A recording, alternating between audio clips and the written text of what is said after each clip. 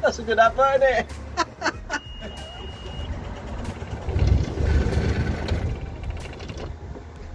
You're bloody shitting me.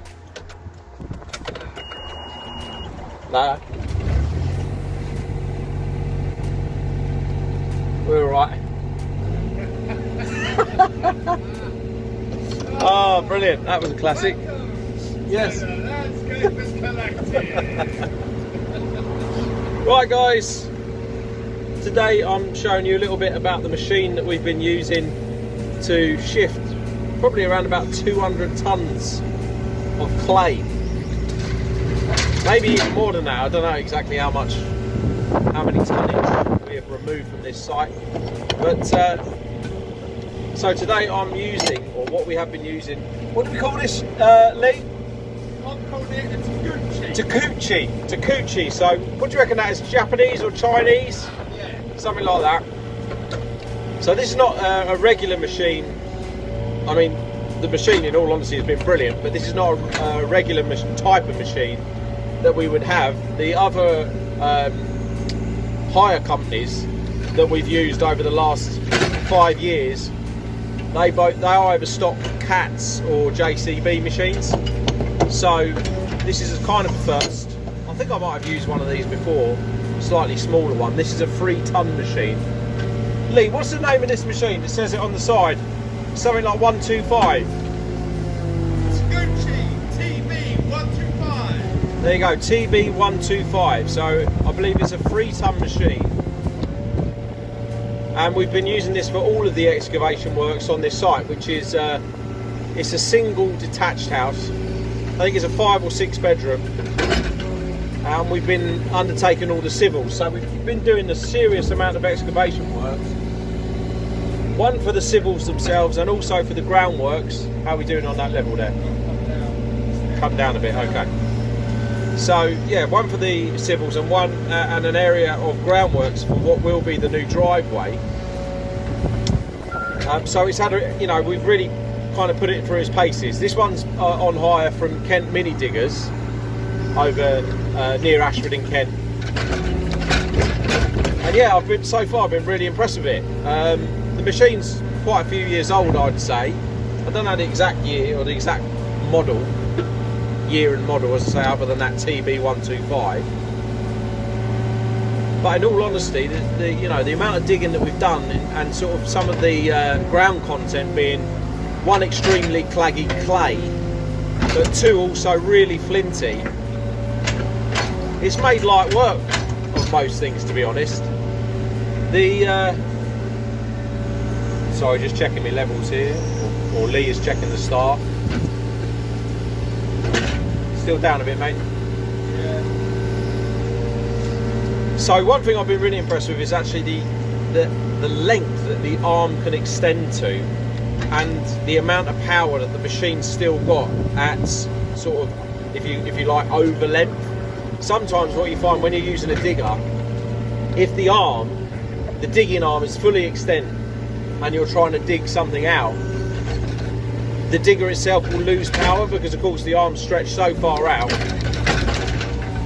you don't have the sort of same digging power. Oh dear, still going down. Okay. So this machine, for instance, we were digging out the Clargister pit. The Clargister pit is about 2 metres wide by just over 4 metres long. And on one section of that pit, sorry guys,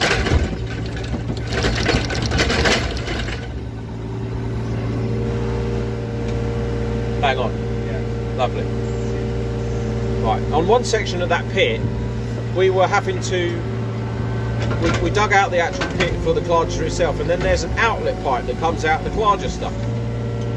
So rather than, and on our borehole soakaway catch pit, so the concrete rings into which the Clargister will run into, was already, we've already installed that. So rather than sort of dredging all the ground up, making a big mess, what we wanted to do was dig out that pit first and then dig out the small area for the outlet pipe.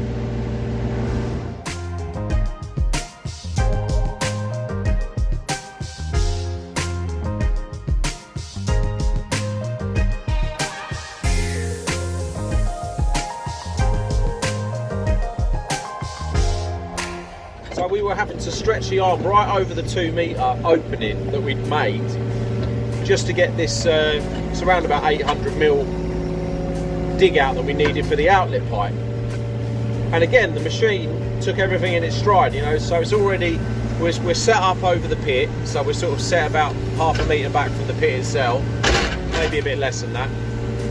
Then the arm stretched 2 metres over the pit itself, and then is digging, as I say, this 800mm channel out for the outlet pipe of the Clargister once it's installed. So some machines that I've used in the past probably struggled to do that, in all honesty. And this, as I say, this one's been pretty good. Hi there, can I help you? Right, there we go, sorry. Just had a neighbour pop over and drop us their card. They're a kitchen fitter, so I wasn't sure if the client already had that sorted for the new build. So where was it? Yeah, so I was talking about the arm being extended over the pit and digging out this outlet channel for the Clargister. And as I say, so the arm really, in all fairness, probably extended about 3 metres over the pit, and we had no problem digging out the outlet, the channel, the extra channel in the soil for the outlet pipe. So that's pretty impressive in itself. Secondly, where we've been installing these concrete Milton rings for the a borehole soak away, so it's a catch pit which is formed with 1 metre deep sections of concrete Milton concrete pipes. We've had to dig out the chamber in order to be able to install those, and the architect has specified on this job that there is at least 2 metres of concrete Milton rings, plus we had a 500mm foundation, and then on the top we've got about a 200mm capping, plus all the ground levels that we're reorganising and reshuffling in order for our new installations of block paving around the front, and then around the back is just staying as lawn. So in some cases I think we was anywhere between sort of 2.5 metres to 2.8 metres in depth. It's a pretty deep excavation, a little bit more. It's a pretty deep excavation. And again, the machine probably, what did you say, Lee? I reckon it handled it okay up to about 2.4 metres. What was the bottom of that one? Can't remember off the top of it. It would have been about 2.5. Yeah, 2.5, 2.6. As I say, it was only really that last few 100mm. Although we had to keep switching sides to collect the excess dig out, in terms of getting down to our depths, it pretty much done the whole thing.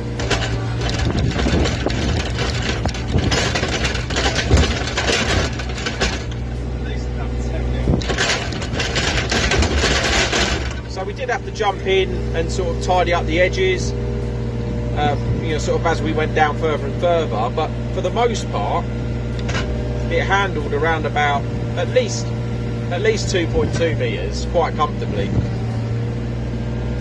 And again, for a little machine like this, little 3-tonner, you know, pretty impressed by that.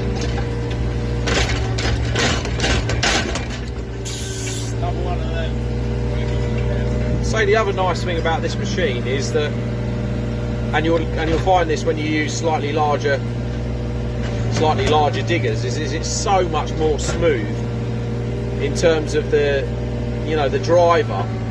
When you use a micro digger quite often, it jolts you around like no one's business, because you've got so much of these over there doing a funny dance.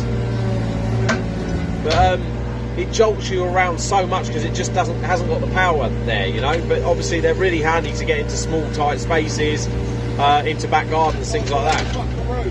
Yeah, it is like buckaroo, yeah. Still a tiny bit more in it. Yeah. So